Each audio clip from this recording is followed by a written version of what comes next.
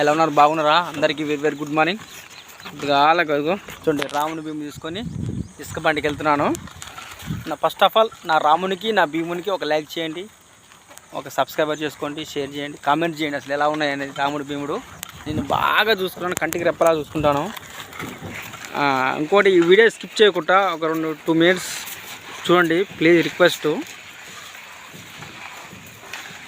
ఎప్పుడైనా గుర్తుంచుకోండి, జీవితంలో మనం బ్రతికి ఉన్నంత వరకు గుర్తుంచుకోండి, కష్టాన్ని అధిగమించినప్పుడు మాత్రమే విజయం నీ చేరుకోగలుగుతావు. రియల్, ఇది మాత్రం వాస్తవం. కష్టాన్ని అధిగమించకపోతే, సుఖాన్ని దగ్గరలో ఉంటే ఫస్ట్ సుఖపడి కష్టపడతాం. ప్రతి ఒక్క పెద్ద మనిషి కానీ ఎవరైనా సరే, అనుభవస్తులు ప్రతి ఒక్కరు చెప్పినది అంటే, అరే ఇప్పుడు కష్టపడు అప్పుడు సుఖపడరా బిడ్డ అని చెప్తాడు. రియల్, ఇది మాత్రం వాస్తవం. జీవితంలో నేను చూసిన వరకు అయితే కష్టాన్ని ఎప్పుడు అధిగమిస్తా, విజయం ఎప్పుడు నా బానిస చేసుకుంటా. విజయాన్ని గుర్తుపెట్టుకోండి ఖచ్చితంగా, ఈ మాట ఖచ్చితంగా అని చెప్పేది. ఇంతవరకు నేను ఎవరి దగ్గర కానీ ఎవరితోనో కానీ నా గొప్పలు చెప్పుకోలేదు, నా మంచి చెప్పుకోలేదు, నా చెడు చెప్పుకోలేదు. ఎప్పుడు నా బాధలే చూస్తున్నారు తప్ప కానీ చెప్పుకోగలుగుతాం ఇంత కష్టపడుతున్నాం అంటే.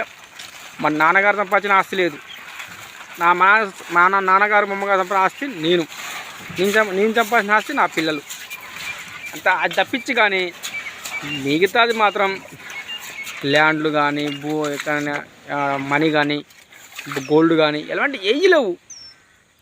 లిమిట్ అంత లిమిట్గా ఉంది. కానీ మా నాన్నగారు మా అమ్మగారు బాగా కష్టపడతారు. వాళ్ళతో పాటుగా నేను కూడా కష్టపడాలనే ఆలోచన నాకు వచ్చింది కాబట్టి, అందుకే నేను కష్టపడుతున్నాను, కష్టపడుతూనే ఉంటున్నాను. అందుకనే విజయం ఎప్పుడు నా బానిస అవుతుంది. ఎవరికైనా చేజాప అడిగేంత దిగజారిపోలే. ఒక మాట చెప్పాలంటే, ఓన్లీ నాకు ఉన్నంత వరకు తింటున్నా, నాకు ఉన్నంత వరకు బ్రతుకుతున్నా.